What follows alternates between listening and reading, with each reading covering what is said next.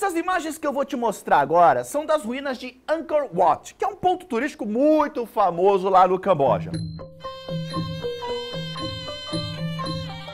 Essas ruínas são visitadas por mais de 2 milhões de turistas todos os anos. E apesar de ser um tesouro arqueológico, esse lugar já foi parte de uma das cidades mais prósperas do mundo medieval. Ela tinha um sistema hidráulico super avançado, com canais, reservatórios e tudo de mais moderno, pensado rigorosamente para que eles pudessem administrar a água. Só que, por incrível que pareça, uma das causas da queda dessa civilização foi justamente o colapso desse sistema hidráulico. Esse colapso foi causado por falha na manutenção desses canais e também por conta das mudanças climáticas.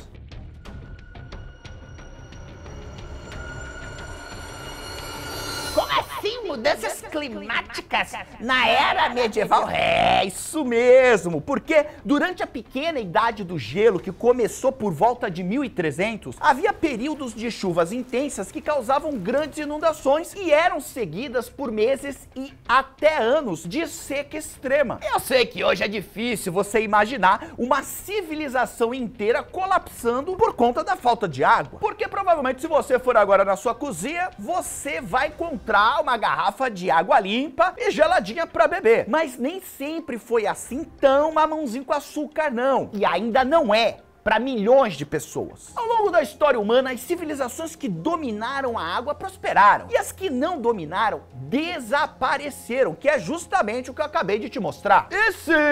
E se a gente não tomar cuidado, a gente pode entrar para a lista das civilizações que desapareceram. E aí o Jubilu lá do futuro vai estar falando sobre a gente. Ou a gente pode até viver uma guerra mundial por conta da disputa pela água potável. E não é uma coisa para daqui 100 anos não, o mundo já está enfrentando problemas relacionados à falta de água em vários lugares. Um exemplo desse tipo de problema aconteceu justamente na cidade do Cabo, cidade lindíssima que eu já tive o prazer de conhecer, que fica lá na África do Sul, uma das cidades mais lindas do mundo. Só que em 2018 essa cidade passou por uma crise hídrica muito grande. A cidade, ela tinha a chance de ficar completamente sem água, zeradinha. E, obviamente, para evitar que isso acontecesse, foi criada a campanha Dia Zero. Essa campanha era basicamente uma contagem regressiva, que indicava a data que as barragens que abasteciam a cidade iriam chegar em um nível crítico. Se o dia zero chegasse, todo o abastecimento seria interrompido e os moradores iam ser obrigados a fazer fila para buscar uma quantidade restrita de água em um dos 200 postos de abastecimento que seriam instalados na cidade. Agora, imagina que situação desesperadora. Você pegar uma fila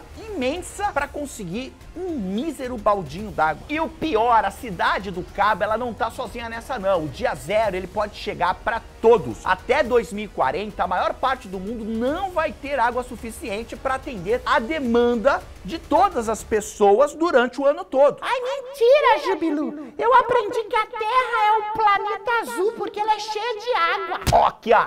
Cotovelada no meio da tua cara. Mas sim, a gente tem 326 milhões de trilhões de galões de água na Terra. É, tem bastante água. Mas o problema é que 97% dessa água é salgada e 2% tá presa lá nos gelos nos polos. Então toda a humanidade depende de 1% dessa água para sobreviver. Por isso que quando a gente fala em ficar sem água, o que realmente significa é ficar sem acesso a essa pequena porcentagem que eu tô te falando. Para ter acesso a essa água, ao longo da nossa história, nós humanos quase sempre nos estabelecemos perto de fontes de água superficiais, como é o caso dos rios e também dos lagos. Inclusive, hoje em dia, cerca de 90% da população do mundo vive a menos de 10 quilômetros de uma dessas fontes de água doce. Quer ver? Para pensar aí se você não tá a 10 quilômetros no máximo de alguma fonte de água, de algum rio, de algum lago. Dá uma pensada. Só que tem um porém, a maior parte desse 1% da água potável, né, dessa água doce, ela tá no subterrâneo,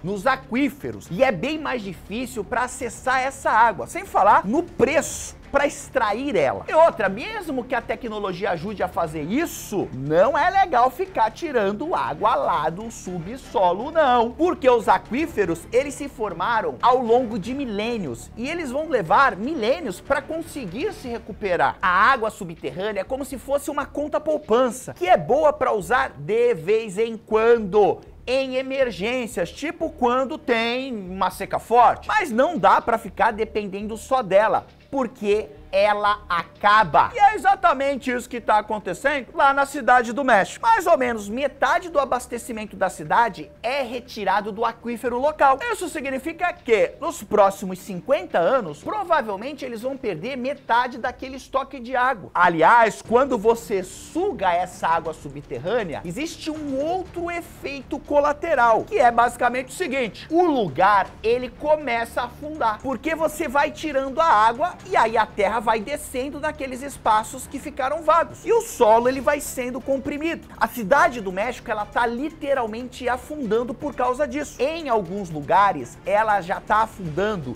até 22 centímetros por ano. E esse não é um caso isolado aí de mau uso da água subterrânea, não. Ó, não. No norte da Índia, dados de satélites mostram aquíferos diminuindo 109 trilhões de litros em apenas uma década. Isso é muita coisa. Com essa quantidade de água, você conseguiria encher cerca de 44 bilhões de piscinas olímpicas. Então imagina, né? Um aquífero que por ano ele perde 44 bilhões de piscinas olímpicas. Por ano! Não vai dar bom isso. Em Bangalore, 14 mil poços d'água já foram perfurados na cidade, mas 7 mil já secaram. E em alguns bairros, os moradores que antes usavam essa água subterrânea, eles estão dependendo de caminhões-pipa. Quanto mais gente tem no planeta, mais água se consome. E a Terra tá cheia de gente, tá socada até a baga. Já somos mais de 8 bilhões de pessoas. Só nesse século, o consumo de água aumentou 7 vezes. E o pior é que a chuva que a gente usa para regar as plantações de comida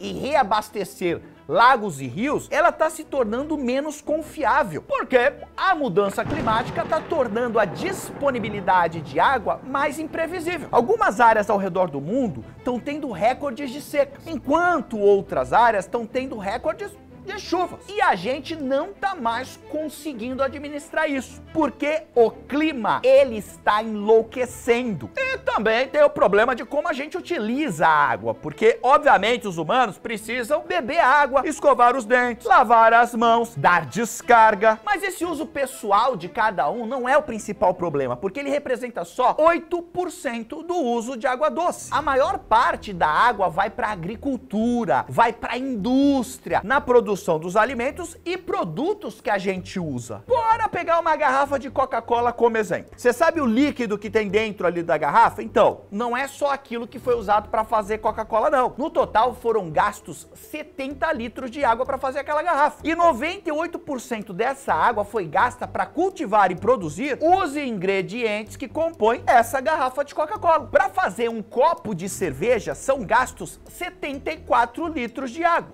Uma xicarazinha de café humilde, 130 litros de água. E para cada uma das suas camisas de algodão, são gastos 2.500 litros de água. É só você pensar, o algodão vem de uma planta, essa planta teve que ser cultivada. Para cultivar essa planta, você teve que ter a irrigação. E aí você vai chegar nesse número absurdo. Mas nada nesse mundo tem tanta água incorporada na sua produção quanto a carne. Eu não sei se você sabe, mas a alfafa, ela é um ingrediente comum na ração do gado. E cultivar 1 quilo dela precisa de 510 litros de água. Uma vaca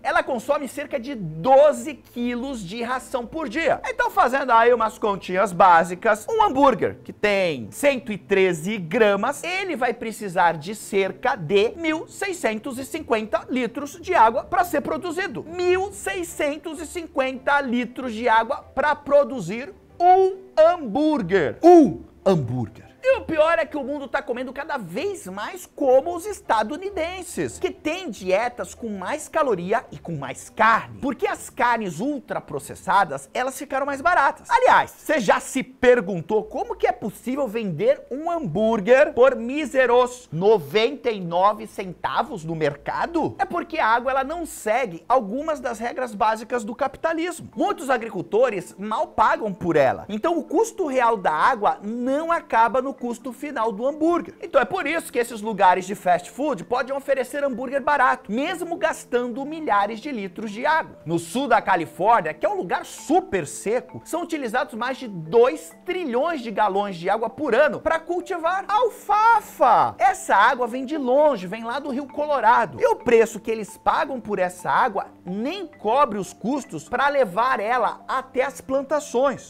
Lembra da Cidade do Cabo que eu te falei lá do tal do dia zero, dia sem água? Só pra você ter uma ideia, uma pequena parte da água usada pela indústria vinícola lá da África do Sul já seria suficiente para abastecer todas as torneiras da cidade. Isso porque o vinho é um dos produtos que mais usa água na sua cadeia produtiva. Para chegar até a sua taça, um copo de vinho consumiu 110 litros na sua produção. E a verdade é que em muitos lugares do mundo, a gente trata a água como se ela fosse infinita. Mas com a água cada vez mais escassa, essa situação pode mudar. O banco Goldman Sachs previu que a água seria o novo petróleo do século 21. E aí, grandes investidores começaram a comprar água. É isso mesmo. As pessoas estão pensando em lucrar com a escassez de água. Isso parece uma trama, né, do vilão de um filme do James Bond. É uma pequena cidade de 300 habitantes chamada Cibola, que fica no Arizona. A empresa Greenstone, que faz parte de um grande grupo financeiro, ela comprou, sem chamar muito a atenção, quase toda a água disponível na cidade. E aí, obviamente, a Greenstone vendeu essa água para quem pagasse mais caro, que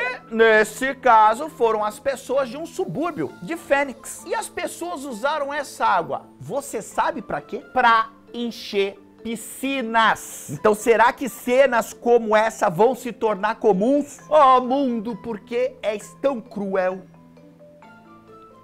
Mas deixa eu te dar uma boa notícia. Com o aumento da demanda, o impacto da mudança climática, muitas pessoas estão pensando em tecnologias para resolver a crise hídrica. Exatamente por isso, o custo de dessalinizar água do mar tem caído bastante. Já existem tecnologias de dessalinização, como a da osmose reversa, que tem um custo relativamente baixo. Algumas cidades, inclusive, já estão explorando essa tecnologia. Um exemplo é Los Angeles, que tem uma usina de dessalinização em Carlsbad. E talvez isso seja muito importante para o nosso futuro. Falando em futuro, ele nos faz refletir sobre o nosso passado. Porque outro caso emblemático de como a falta de água pode levar ao colapso de uma civilização é o sítio arqueológico de Mayapán, na península de Yucatán, lá também no México. Entre 1400 e 1450, a região enfrentou uma seca severa que afetou a agricultura e as rotas comerciais, desintegrando a sociedade maia. Então esse exemplo serve como um alerta, porque a gente não quer ter o mesmo final. É fundamental que cada um de nós tome decisões responsáveis sobre o uso da água. Mas Jubilu, tá falando do uso da água na minha casa, lá a hora que eu tomo meu banho, né? Vou ter que tomar um banho de 1 minuto. É uma excelente ideia você economizar água na sua casa. Inclusive, o seu bolso agradece. Só que o mais importante é que cada um de nós pense em como as suas escolhas de consumo afetam a demanda por água. Porque a forma que a gente compra comida e roupa pode ter um impacto maior do que quanto tempo a gente fica no chuveiro. Então, se cada um de nós começar a tomar decisões com mais sabedoria agora, talvez exista um futuro em que a água não se torne uma mercadoria escassa